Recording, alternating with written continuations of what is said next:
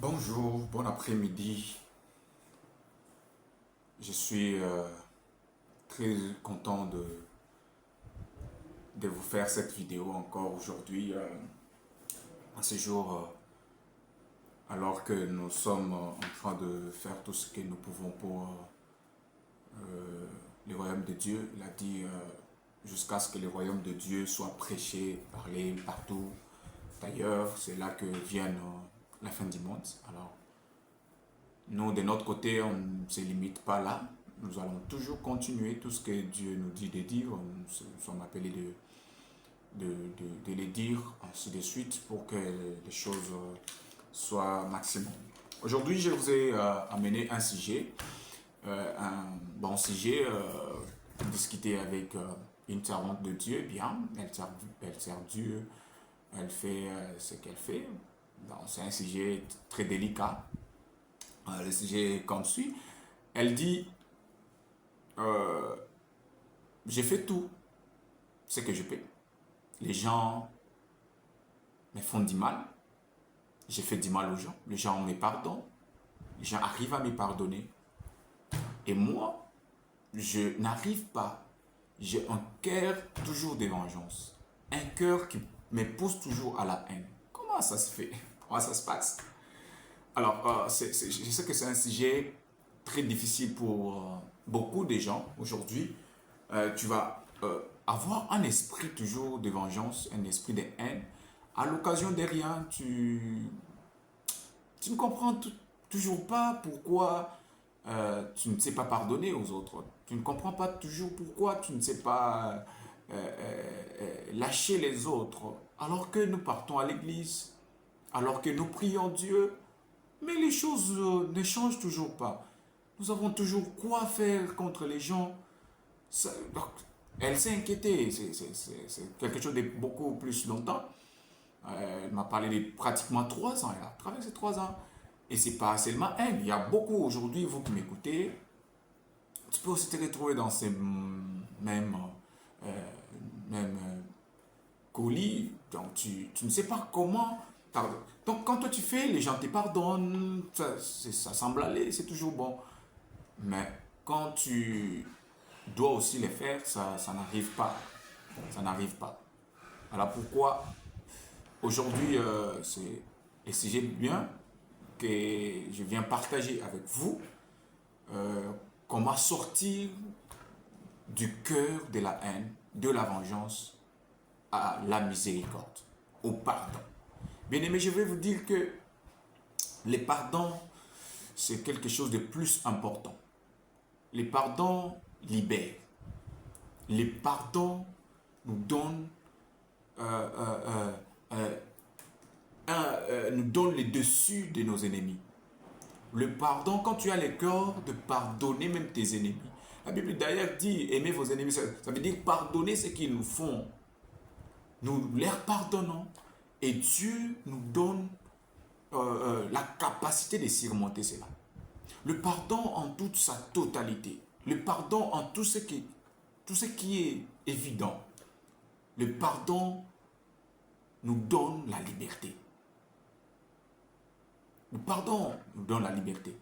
Bien-aimé, si tu n'as pas un cœur de pardonner, tu as un cœur de vengeance, un cœur de la haine, Dieu te considère comme son ennemi direct. On en a discuté, ça l'a fait mal.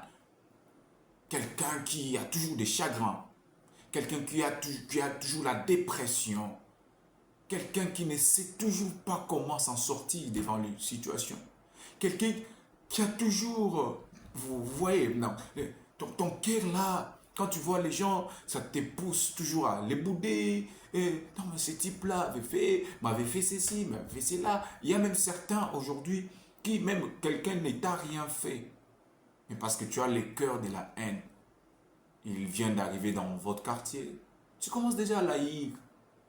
Non, c'est quelque chose qui va t'épargner de Dieu.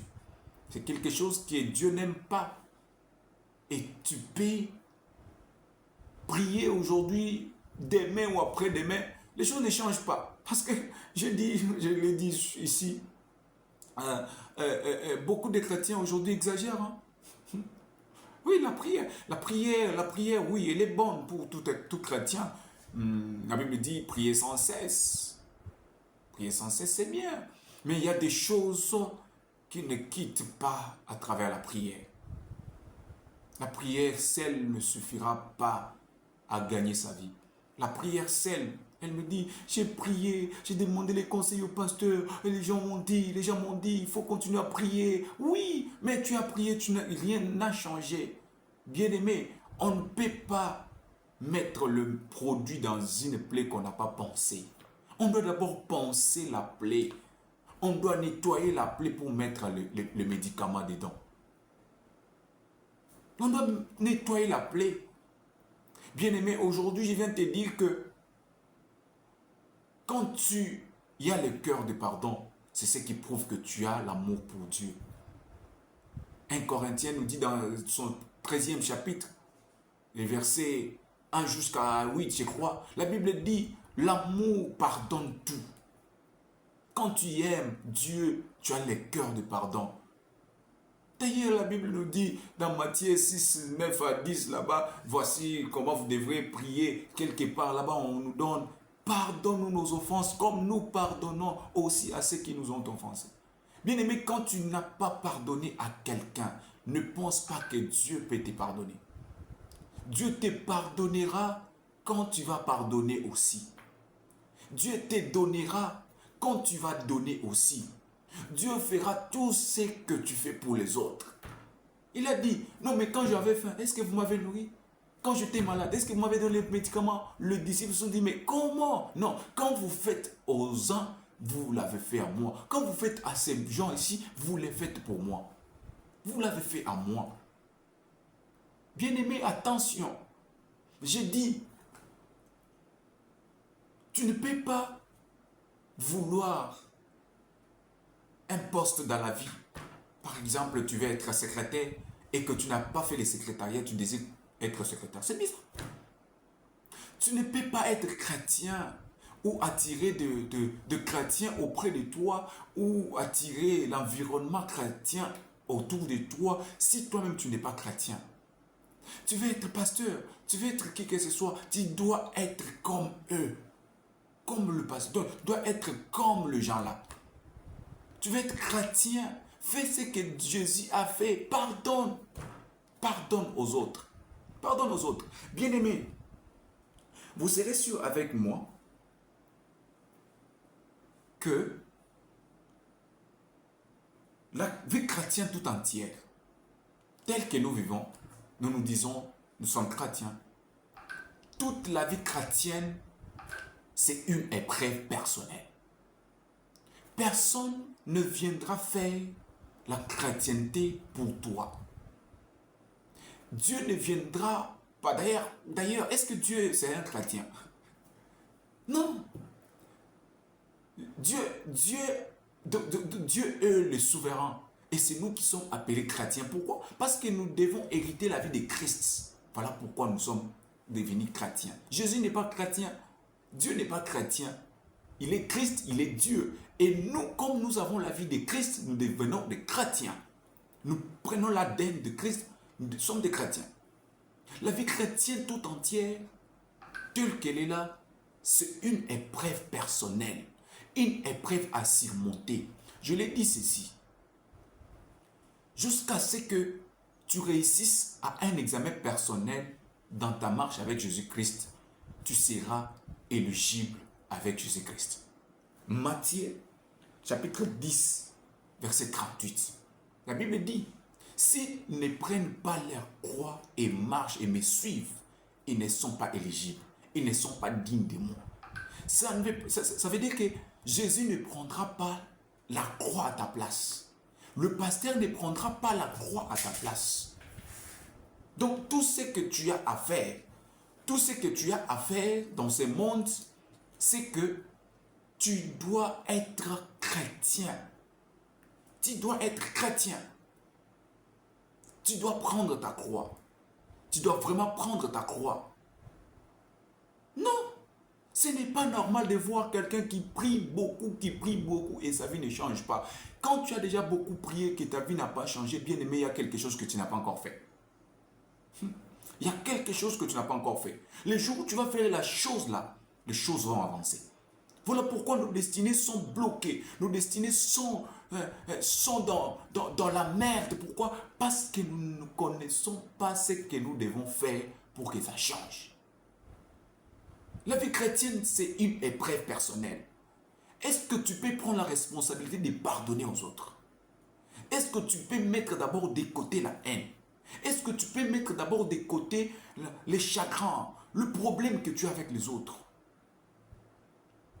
Quand tu les feras, les choses vont avancer. Quand tu les feras, les choses vont être changées.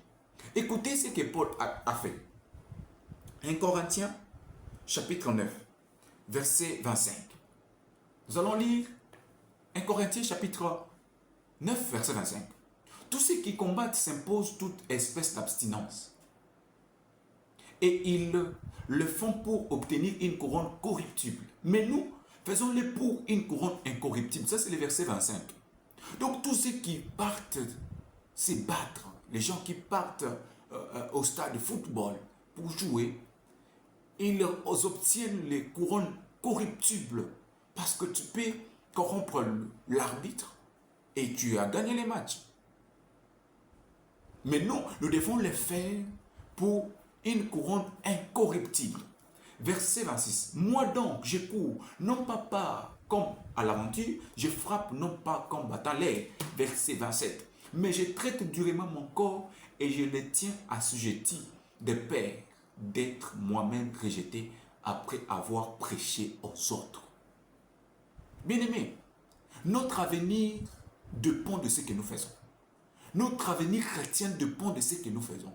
Aussi longtemps que tu fais toujours ce que tu fais, tu haïs les autres, tu ne pardonnes pas aux autres, c'est compliqué. Paul dit, il l'a battu, pas comme batailleur, mais il a assujetti son corps. Il a assujetti son corps. Il a traité durement son corps.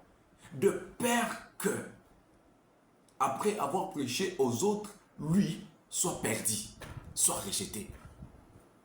Non, j'étais chrétien, j'étais choriste, j'ai prié beaucoup, Seigneur, mais tu avais un cœur de la haine. Tu avais un cœur de la haine.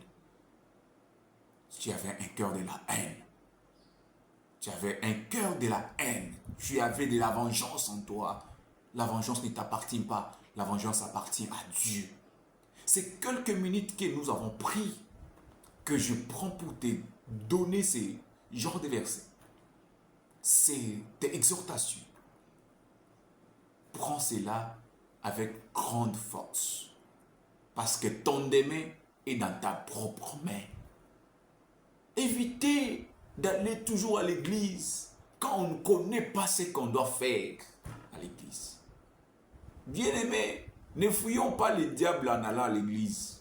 Le diable est partout. Tu peux sortir du culte comme ça, il est là. Tirons beaucoup plus attention. Tirons beaucoup plus attention. Tirons attention. Toi, tu crois que tu es en train de fuir le diable quand tu pars à l'église, quand tu vas voir les pasteurs? Mais tu as la haine dans ton corps. Dans ton cœur, là, tu as la vengeance. Tu ne sais pas pardonner. Tu n'aimes pas. Alors, quand tu peux les faire, fais-les. Et notre Dieu ne manquera jamais à te faire du bien. Notre Dieu ne manquera jamais, et au grand jamais, de te faire du bien. Il te fera du bien. Alors, en conclusion, c'est que nous sommes nés, nous sommes sous l'emprise du malin. Nous sortons du péché. Et la vie du péché est naturelle pour nous. Tout humain, c'est naturel. Alors, nous devons faire l'effort de quitter du naturel vers le surnaturel comme Paul l'avait fait. Paul tuer les gens, c'était facile. Mais accepter Christ, c'était difficile. Mais le jour où il a accepté Christ, toute sa vie a changé. Faisons l'effort. Réussissons à faire du bien. Réussissons à être chrétiens et le reste